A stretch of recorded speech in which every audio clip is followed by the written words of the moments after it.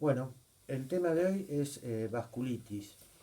Este es un grupo de enfermedades caracterizada por la inflamación de los vasos sanguíneos con daño en la pared vascular eh, y disminución o oclusión del flujo sanguíneo. Eh, los diferentes síndromes vasculíticos dependen del tamaño del vaso, la localización del vaso y si predominan lesiones necrotizantes o granulomatosas. Así que vamos a tener una variedad de tipos de vasculitis con una gran variedad de síndromes que pueden llegar a producir. Podemos clasificarlo, una manera es clasificarlo de acuerdo al tamaño del vaso afectado. Así tenemos las vasculitis de grandes vasos, de medianos y de pequeños vasos. Las que entran dentro de los grandes vasos tenemos la enfermedad de Takayasu y la enfermedad de arterias o arteritis de células gigantes o enfermedad de Horton.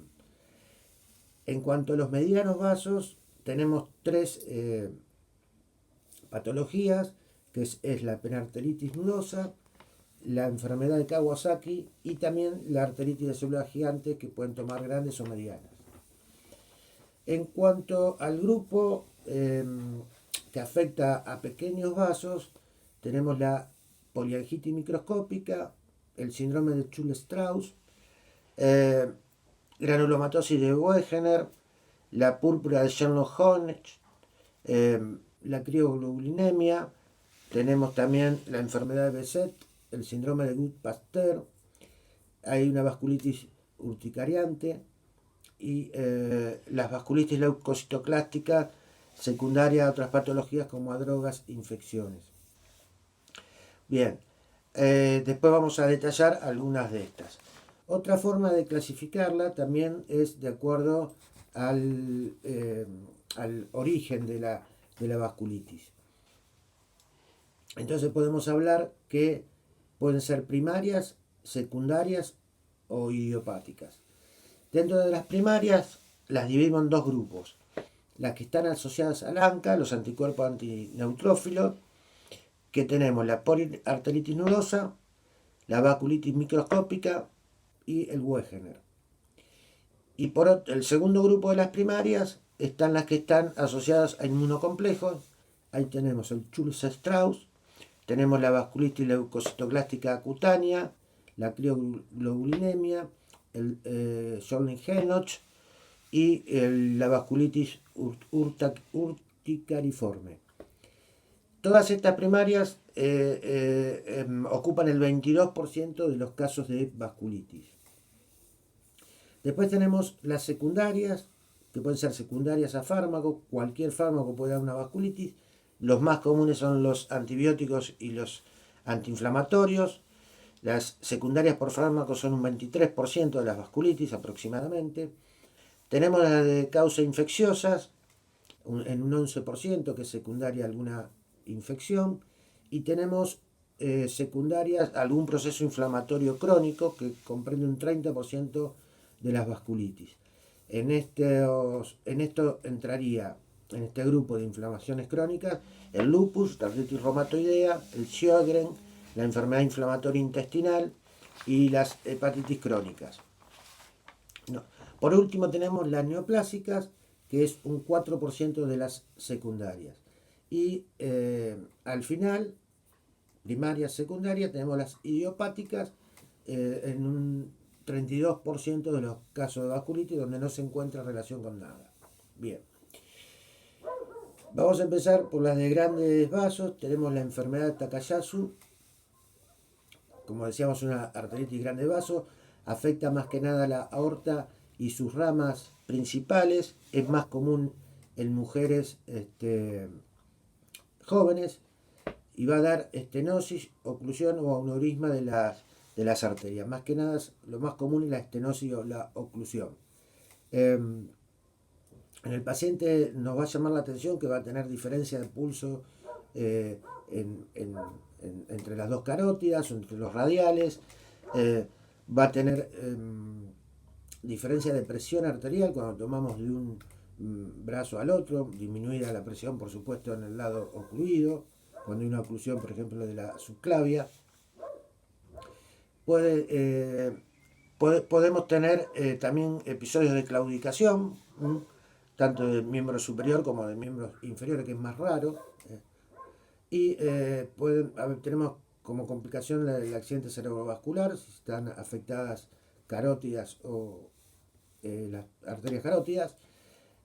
Y lo que vamos a encontrar en el examen físico son soplos soplos sistólicos ubicados sobre la arteria con estenosis. El diagnóstico lo vamos a hacer por arteriografía. El otro grupo que afecta a arterias grandes es la arteritis de células gigantes o enfermedad de Horton. Generalmente afecta la carótida, la temporal y puede afectar alguna arteria intracraneal también. Generalmente aparece después de los 50 años de edad. Va a tener como característica aparición en piel de lívidos reticulares. Va a tener una eritrosedimentación o cualquier otro elemento de reactivo de fase agudo elevado. Generalmente el eritro va a estar por arriba de 50. El paciente va a tener una sensibilidad especial o dolorosa en el cuero cabelludo, o puede tener claudicación en la mandíbula al masticar, en la lengua o en la deglución. El diagnóstico se hace por biopsia de la arteria temporal, donde se va a demostrar la arteritis de células gigantes, y los criterios diagnósticos son la edad mayor de 50, igual o mayor, la libido, la eritro mayor de 50 y la sensibilidad al cuero cabelludo o claudicación de mandíbula. Teniendo 3 de esos 4 criterios, hacemos diagnóstico. Bien, no, 3 de los 5, el quinto criterio es la biopsia, perdón. Vamos a ver las afectación de arterias medianas. Entre ellos tenemos la poliarteritis nudosa. El cuadro clínico va a ser un paciente con pérdida de peso mayor de 4 kilos, dolor testicular es bastante característico, mialgias, va a estar hipertenso, generalmente la presión diastólica mayor a 90, con urea y creatinina elevadas. Muchas veces se encuentran anticuerpos de infección por hepatitis B y vamos a encontrar también mononeuritis o polineuritis. Haciendo una arteriografía se van a ver anomalías arteriográficas como estenosis o pequeños aneurismas y vamos a ver en la biopsia de pequeñas o medianas arterias una célula polimorfonuclear rodeando a la inflamación del vaso. Después tenemos la enfermedad de Kawasaki, que también toma medianos y puede tomar pequeños vasos. Las más afectadas son las coronarias. Es más común, donde se pueden complicar con aneurismas coronarios en un 25% de los casos. Es mucho más común en niños, el 85% de los casos menores de 5 años. Puede llegar a verse en adultos como algo muy raro.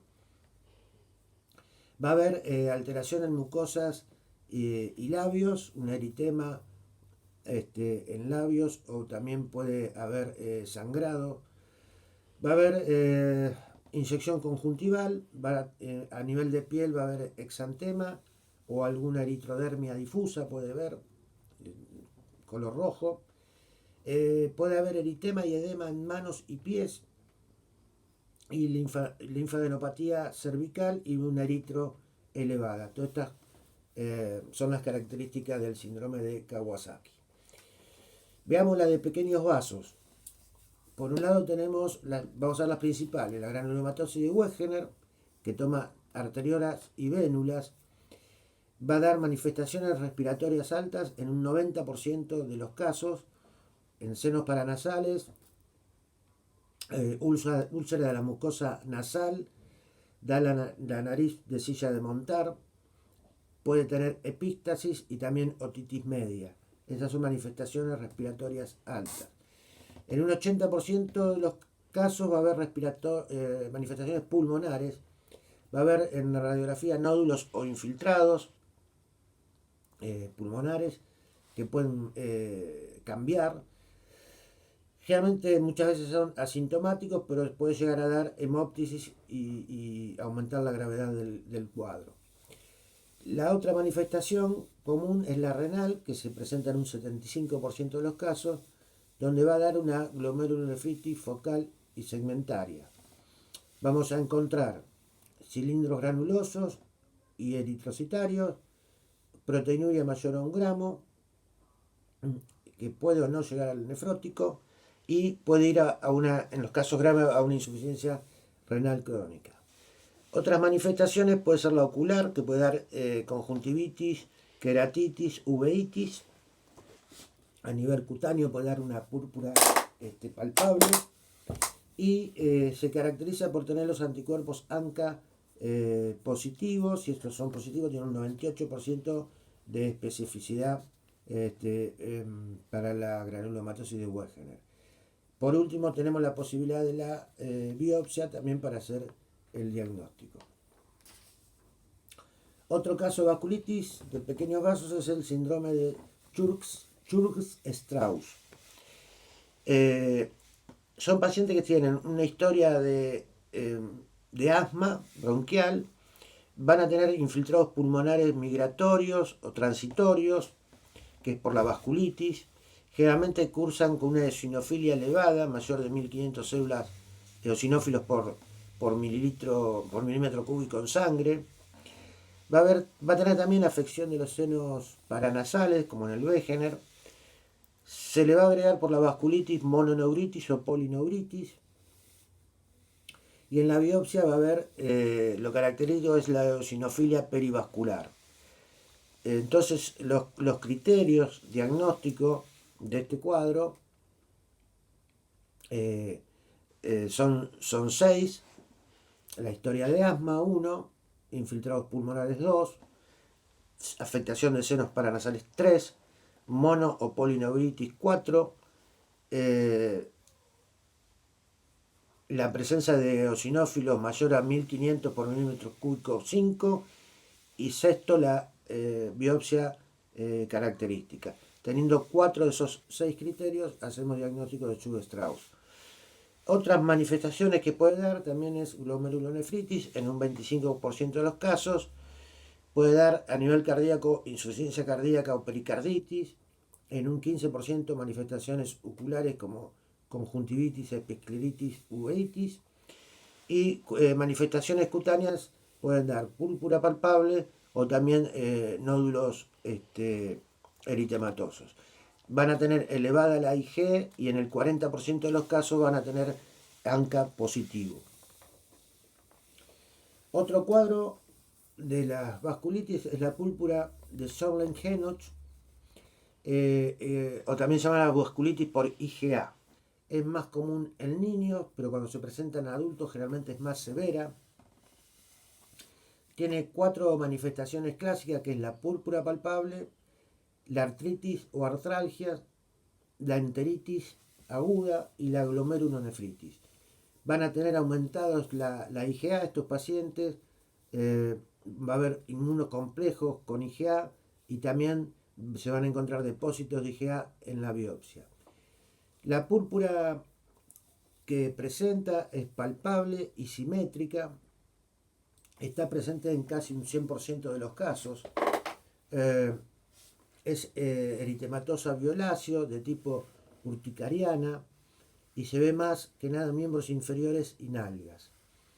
Las artritis o artralgias se presentan en un 60% de los casos, generalmente es transitoria, toma grandes articulaciones como rodillas, tobillos. Sobre todo hay una inflamación periarticular y no deja secuelas. Bien, el otro característico, que era la enteritis aguda, se ve en un 50% de los casos, se expresa como dolor abdominal y generalmente es por extravasación de sangre a la pared intestinal. En casos graves puede complicarse con ulceraciones de la pared intestinal y hasta inclusive con perforación. Las manifestaciones renales se ven en un 35% de los casos, la vamos a detectar desde una simple hematuria o proteinuria hasta tener una glomerulonefritis rápidamente evolutiva. Y por último, otra de las que vamos a comentar de pequeñas arterias es la crioglulinemia.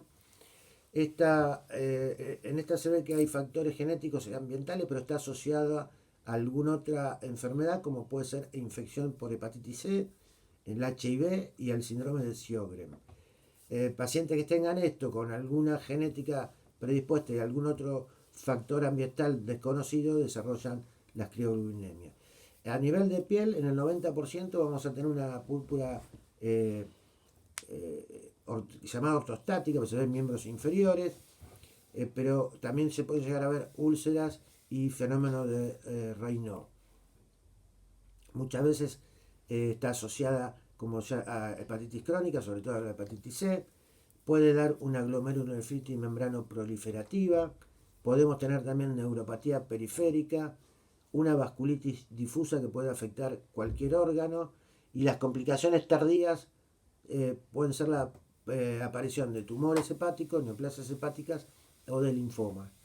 En el laboratorio lo que vamos a encontrar es crioglobulinemia circulante y el C4, el complemento 4 disminuido. Si tenemos la púrpura, las crioglobulinas circulantes y el C4 disminuido, prácticamente hacemos el diagnóstico de crioglobulinemia. Bueno, es todo por hoy.